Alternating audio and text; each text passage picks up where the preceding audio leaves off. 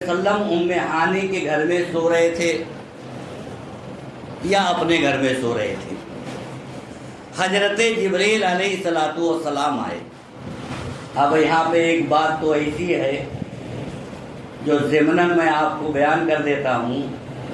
لوگوں میں ایک ٹرین چلا دیا گیا ہے کہ نبی اکرم صلی اللہ علیہ وسلم معراج کی سفر میں جوتے پہنے تھے یا نہیں پہنے تھے، چپل پہنے تھے یا نہیں پہنے تھے. احادیث کے ذخیرے میں سے کسی حدیث سے یہ ثابت نہیں ہوتا. آپ کے پیر میں جوتا اور چپل تھا یا نہیں تھا، اس کی توضیح کسی حدیث سے ثابت نہیں ہوتی. لیکن لوگوں میں کیا چلا دیا گیا اور اس سے کیا ایمان پہ فرق آتا ہے وہ میں آپ کو بتا دوں. لوگوں نے یہ چلا دیا کہ جب معراج کی رات میں اللہ کے نبی صلی اللہ علیہ وسلم عرش کے قریب پہنچے، اللہ تبارک و تعالیٰ کی طرف سے غیب سے آواز آئی کہ اے میرے نبی، اے میرے حبیب. آپ صلی اللہ علیہ وسلم جوتا نکالنے لگے، چپل نکالنے لگے. غیب سے آواز آئی کہ اے میرے حبیب، آپ جوتا پہن کر کے ہی آئیے، آپ جو چپل پہنے ہیں وہ چپل پہن کر کے آئیے. اس طرح سے آپ کے جوتا اور چپل پہن کر کے آنے سے میرے عرش کا مقام بڑھ جائے گا. ادھر تو یہ ہوا.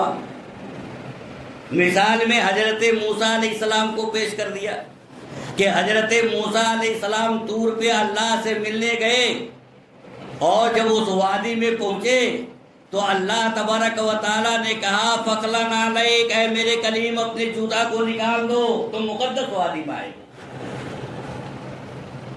یعنی نبی اکرم صلی اللہ علیہ وسلم کی عظمت، آپ کی رفعت، آپ کی فضیلت کو بیان کرنے کے لیے حضرت موسیٰ علیہ السلام کا تقابل کرایا گیا اور حضرت موسیٰ علیہ السلام کے بارے میں لوگوں کے ذہن میں یہ بٹھا دیا گیا کہ یہ اللہ تبارک و تعالیٰ نے کہا کہ مقدس وادی ہے، یہاں جوتا نکال کر کے آؤ، اور نبی اکرم صلی اللہ علیہ وسلم سے یہ کہا گیا کہ تم جوتا پہنے ہوئے آ جاؤ. اس طریقے سے ہمارے عرش کا مقام بڑھ جائے گا.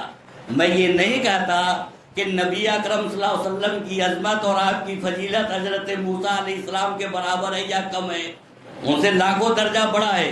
لیکن ایک بات نوٹ کر لیجئے، کسی نبی کو اتنا چڑھا دینا اور کسی نبی کو اتنا گرا دینا یہ امت کا کام نہیں ہے.